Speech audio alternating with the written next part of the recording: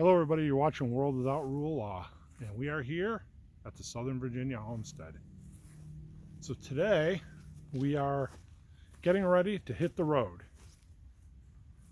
Got the ghetto camper, we're loading her up, and as I said, getting ready to take a little road trip. So today I want to talk about Republicans and Democrats and the state of the state and the state of the nation. So most of you are aware of what's going on in Virginia, and that's disheartening and actually to a certain degree sickening. I know I weighed in my opinions on it already, and no reason really to beat that horse to death, but we as Americans are divided largely these days. And so if we get the right angle of the sun here, if we examine what's going on in this state and in this country, there's a division politically, there's a division socially, and there's racial division, there's cultural division. To a large degree, I think the previous administration did a lot to propagate that. But if you really look at it, it's always been there, right? When I think of Democrats and Republicans, honestly, I don't really trust either party as a whole. I think they all are out for absolute power. They're all out for, their own agenda. Now, as a conservative, a lot of my ideologies line up with what the Republicans stand for, or a better way to say it is it's closer aligned to that, because a lot of that comes from conservatism. I think a lot of the Republican Party is almost to the level of extreme in some respects. And I think that rather than align ourselves politically and say, we're Democrats or we're Republicans, we need to kind of look at the principles and the platforms and the ideologies, right? So if I'm conservative, and I am registered Republican, but I think I fall more toward moderate conservatism than extreme. So do I want to call myself a Republican, or do I just want to call myself a conservative? So a lot of that division comes from the political division. It comes from that, extreme left, extreme right. We're seeing that. We're seeing that at a lot of places in the country. We have been seeing it. These things Virginia is proposing, these new laws, they're pretty crazy. They're pretty extreme. They're extreme left. There's no other way to say it. But if I have to look back at my future, look back at my past and think, how was I raised? Was I raised as a Republican? Was I raised in a Republican household? Was I raised in a Democratic household? Was I raised in a conservative household? Or was I raised in a liberal household, right? I think the answer to that is I was raised in my parents' household. I don't know if they put those labels back then. I don't know if they use those labels as much as we do today, right? Maybe I would have to say I was raised in an old-fashioned household. We were taught certain things, certain principles, certain values, discipline, work ethic, that nothing is free. Nothing gets handed to you. Nobody's going to give you anything. If I had a dime for every time my father told me that, I'd be a millionaire. You want something? Go out and get a job. I was 13 years old. I asked him for $5. That was his first best advice. You want money? Go out and get a job. I'm 13. What am I going to do? There's tons of stuff you can do. Go mow lawns. Get a paper route. Do whatever you got to do. And so, was that a conservative value? Well, I think so. But he didn't label it that. That's just the way that they were brought up, and that's the way they brought up their kids. That's the household I was brought up in.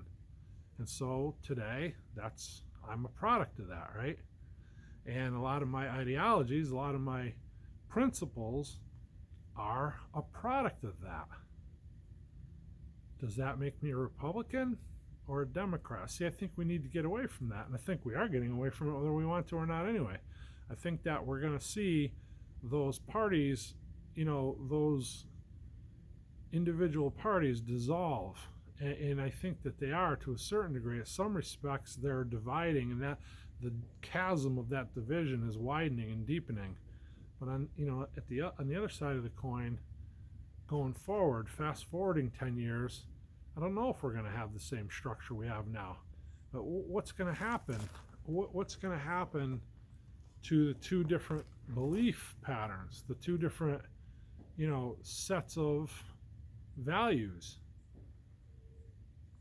They're growing further and further apart. When we were kids, we had people, relatives, uncles, aunts, that had different political views than we had. My father and mother had their political views. Their brothers and sisters might have had different views than them. We sat around the table on Sunday and talked about it like rational people. Not so much me, I was a kid, right? I just soaked it all in. But it's a valuable lesson for a kid, because it's a lesson that even if your opinions differ from other people's opinions, that doesn't make you enemies. That doesn't mean you can't sit down and share a meal together. That doesn't mean you can't fellowship with one another. It doesn't mean that there has to be a chasm of division between you. Even later in the 70s and 80s, I think we saw, a certain unity even in our differences. You could stand at the fence and talk to your neighbor about what you believed, and he can tell you about what he believed, and it could be different. And at the end of the day, if he needed help building a shed, you'd go over and help him. And if you needed help, he'd come over and help you. And it didn't matter if he had different political views than you, or if he voted for somebody different than you.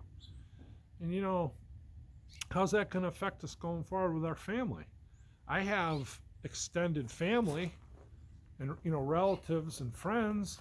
Some of them have liberal views. Some of them have downright leftist views.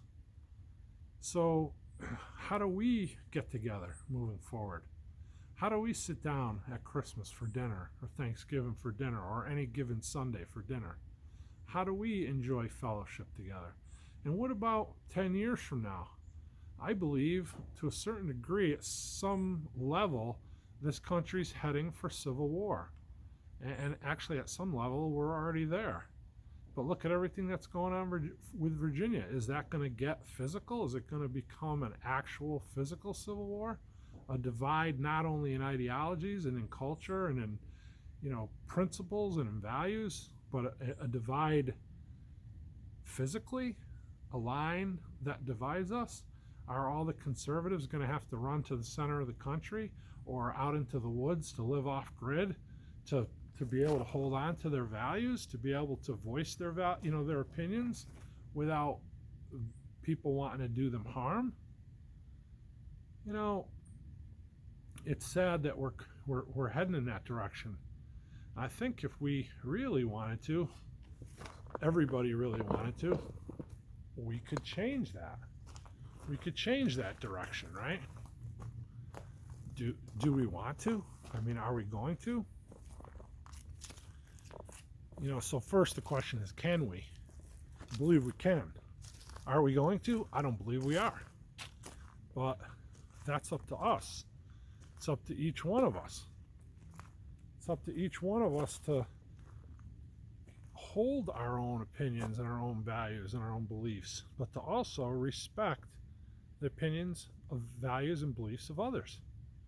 And sometimes it's easy. Sometimes it's not easy. And you know, I'm guilty of it too, right? I've been told that I could be judgmental, or whatever. Put whatever label on it you want. I guess to some degree it's true. It's human nature. Do I want to be? No. Do I desire to be? Do I, seek to be, like actively, consciously do it? No.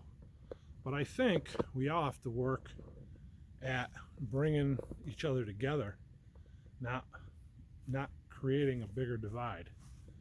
Work for unity, not for division. Because where this country's going, it doesn't look good to me. Look at Virginia. It's only a heartbeat away from wherever you live, from the rest of the country. I think they're going to roll out their agenda. I think to a certain degree, the Republicans want full power too, just like the Democrats do. And ultimately, if they get it, they support the Second Amendment for the large part now. Will they, if they had that power? We've seen that in the past. We've seen history. Their values and ideologies change. They change to suit the times. They change to suit whatever the agenda is at the time. So, do I trust that they're always going to be the bastions for Second Amendment freedom? I don't. I think that it's up to us to ensure those liberties. And it's not just the Second Amendment. Look at the abortion issue. Look at the definition of marriage, of family. There's so many things that go into this. The Second Amendment always seems to take front stage, and to a certain degree, I guess it's the freedom that protects all the freedoms. So maybe it should have a place toward the front. But there's other things that are important too. And liberty in general, in every aspect, is important. So what's the solution? What's the fix? What do we do? It's easy for me to stand here and identify the problems. Anybody could identify the problems, right? If you can observe and look forward and see your nose in front of your face, then you can identify the problem. But what we need to do is be able to identify the solutions. And so, how do we do that? I don't know. I don't have the answers. But you know what? I think working together, opening up dialogues, being able to talk to each other civilly, respectfully, I think that's a start. Think about it. Let me know what you think. Thanks for watching. God bless you.